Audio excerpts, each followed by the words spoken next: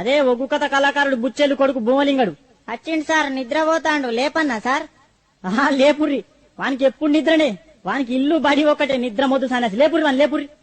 లేచిన సార్. లేచినవా? ఏడెక్కం చదువురా నాయన, ఏడెక్కం చదువు. ఏడెక్కమా సార్? ఇగో నిన్ననే ఒగ్గు కథ చెప్పినా కదా మా గల్లీలా, జర నోరు బొంగు పోయింది, ఏమనుకోకుండ్రి మరి. సరే గాని నువ్వు ఏడెక్కం చదువు. చదువుతున్నా సార్, మరి ఇన్నుండ్రి. చదువు చదువు. అర్యర్యా రఘునందన అరియర్ బొమ్మండమా లోక సంచారి మధ్యల మారెల్లు మరమండగడ్డ బుద్ధి నేర్పిందానా భూనాంచారి విద్య నేర్పిన వాళ్ళు వీనన్వన్లు చదువు నేర్పిన వాళ్ళు సాంబశివుడా చేల్. ఈ ఎక్కాలను పుట్టించిన సార్లకు దండాలుల్లో నాయనా.